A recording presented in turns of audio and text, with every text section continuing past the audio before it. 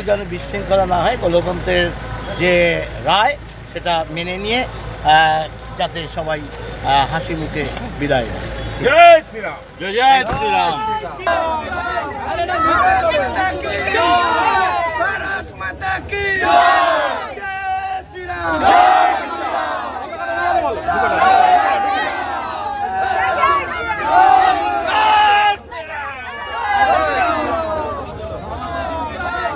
ভারত মাতা কি জয় শ্রীরাম। ভারত মাতা কি জয় শ্রীরাম।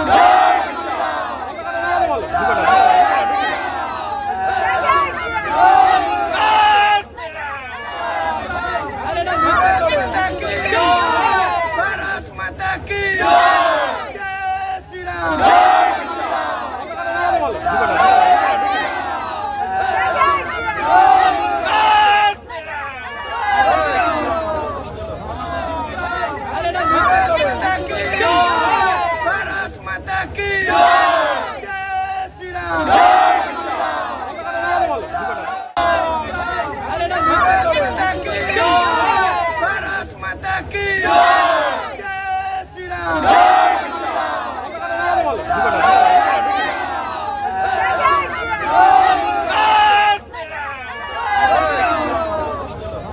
যে আমাদের রানাঘাট লোকসভা কেন্দ্রের প্রার্থী জগন্নাথ সরকার তিনি জিতবেন, এই ব্যাপারে আমরা পরিপূর্ণভাবেই আত্মবিশ্বাসী ছিলাম।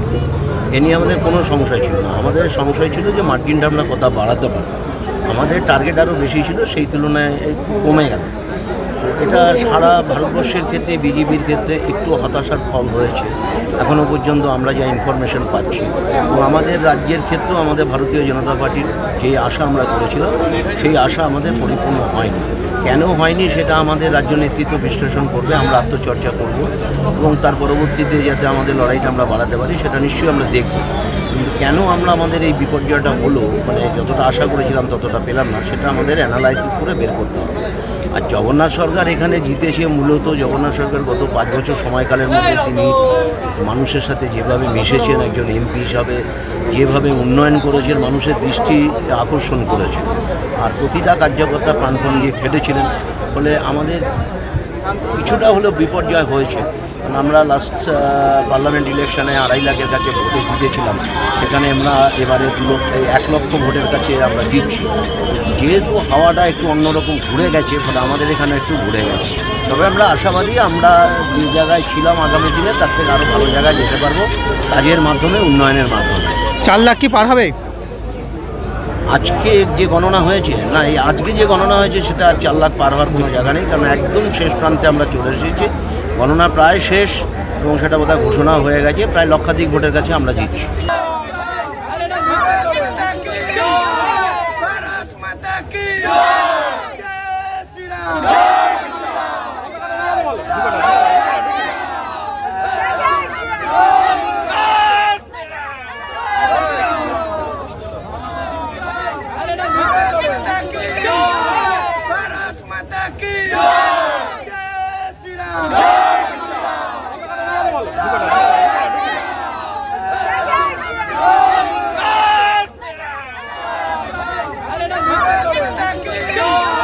ভারত মাতা কি জয় শ্রীরাম।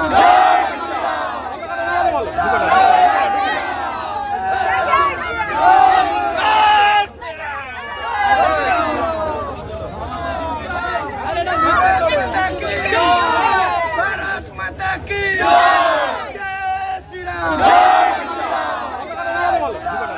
গতবারের বিজয়ী জগন্নাথ সরকারের উপর ভরসা রাখল রানাঘাট লোকসভা ভোটাররা। এখনো পর্যন্ত গণনা চললেও জগন্নাথবাবু তিনি জিতছেন। তিনি আগের থেকেই আশাবাদী ছিলেন এই সিটটি অন্তত জিতবেন। সেই কারণে হাড্ডাহাড্ডি লড়াইও চলছিল, কিন্তু ত্রিমুখী লড়াইয়ের জায়গাটা থেকে জগন্নাথবাবু একাই ভালো লিডে এখনো পর্যন্ত এগিয়ে রয়েছেন। জগন্নাথ সরকার গতবারে যেমন রাজ্যের মধ্যে অনেক বেশি ব্যবধানে জিতেছিলেন, এবার সেই মাত্রাটা অনেকটা কমে গেছে। তবুও তিনি জয়লাভের দিকে এগোচ্ছেন। পাশাপাশি বিজেপির মুকুট অধিকারী তিনি তৃণমূলে জয়েন করার পরই তিনি ভোটে দাঁড়িয়েছিলেন এবং লোকসভা ভোটে দাঁড়িয়ে তিনি প্রায় বলা যায় পরাজিত হলেন। জগন্নাথবাবু তিনি যেভাবে কনফিডেন্স ছিল তার যে এই সিটটা জিতবে, সেখানে জগন্নাথ সরকার অবশ্যই প্রশংসার দাবি রাখে। কারণ রাজ্যে এরকম ভরাডুবির মধ্যেও মুদির কেল্লা কিন্তু জগন্নাথ সরকার রেখে দিলেন রানাঘাট লোকসভায় জয়লাভ করার দিকে। তবে জগন্নাথ সরকার তিনি আমাদের অনেক কথাই বললেন যে তার কনফিডেন্স হারায়নি, তিনি জানতেন তিনি জিতবেন। তবে তিনি যেভাবে মার্জিনটা বলেছিলেন সেই মার্জিন থেকে অনেক কম মার্জিনে জিতছেন। তবুও রাজ্যে যেভাবে ভরাডুবি হয়েছে বিজেপির, সেক্ষেত্রে জগন্নাথ সরকার রানাঘাট লোকসভা কেন্দ্রটিকে আবার পুনরায় জয়লাভ করে তিনি ঊর্ধ্বতন নেতৃত্বের কাছে একটা বার্তা দিলেন। তবে এই জয়ের ক্ষেত্রে রানাঘাট উত্তর পশ্চিমের বিধায়ক পার্থসারথী চট্টোপাধ্যায়ের অবদানও অবশ্যই প্রশংসনীয়। প্রত্যেকটি বিধানসভায় তিনি যেমন জয়লাভ করেছেন, পাশাপাশি রানাঘাট উত্তর পশ্চিম এবং পৌরসভা ওয়ার্ডগুলিতেও জগন্নাথবাবু জয়লাভ করেছেন।